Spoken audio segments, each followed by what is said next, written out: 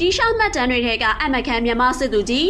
နေမဝင်အင်ပါယာကြီးကိုတီထောင်ထားတဲ့အင်္ဂလိပ်စစ်တပ်ဟာမြန်မာနိုင်ငံကိုလာတိုက်တဲ့အချိန်မှာမြန်မာစစ်သူကြီးတယောက်ရဲ့ဗျူဟာကြောင့်အကြောက်ကြီးကြောက်ခဲ့ရတယ်ဆိုတာသိသိပါသလားသူကတော့ပထမအင်္ဂလိပ်မြန်မာစစ်ပွဲကစစ်သူကြီးမဟာဗန္ဓုလပါပဲအင်္ဂလိပ်တွေရှမ်းကုန်းကိုသိမ်းလိုက်တဲ့အချိန်သူဟာရခိုင်ပြည်နယ်ကနေရှမ်းကုန်းကိုမိုင်ပေါင်းရာချီဝေးတဲ့ခရီးကိုတောတောင်တွေဖြတ်ပြီးမယုံနိုင်လောက်အောင်အမြန်ဆုံးချီတက်လာခဲ့ပါတယ်အင်္ဂလိပ်တွေအလန့်ဆုံးကတော့သူ့ရဲ့ကတုတ်ကျင်းဗျူဟာပါမြန်မာစစ်တီတွေဟာညတွင်ချင်းပဲမြေချင်းတွေတူပြီးပုံအောင်နေနိုင်စွမ်းရှိပါတယ်အင်္ဂလိပ်တွေကအမြောက်နဲ့ပြည့်ရင်ကျင်းထဲဝင်ပုံနေပြီးအနီးကပ်လာမှရုတ်တရက်ထွက်တိုက်တဲ့စနစ်ပါဗြိတိရှစစ်ဗိုလ်ချုပ်တွေကိုယ်တိုင်ကမြန်မာတွေကျင်းတူးတာမြန်လွန်းလို့မြေကြီးထဲကနေပေါ်လာတလို့ပဲလို့သူတို့မှတ်တမ်းတွေမှာအံ့တအော်ရေးသားခဲ့ရပါတယ်ဒါဟာပထမကမ္ဘာစစ်မှာနာမည်ကြီးလာမဲ့ trash welfare ကိုမြန်မာတွေကစောပြီးသုံးပြသွားတာပါတနုဖြူခန်းတက်မှာကြဆုံခဲ့ရပေမဲ့သူရဲ့စစ်ဗျူဟာတွေကတော့ကမ္ဘာစစ်သမိုင်းမှာမှတ်တမ်းဝင်ခဲ့ပါတယ်အခုလိုဗဟုသုတရဖွယ်ရာအကြောင်းအရာတွေကိုအမြဲတင်ဆက်ပေးသွားမှာမို့လို့တီလူရ channel လေးကို follow လုပ်ပေးခဲ့ကြပါအောင်နော်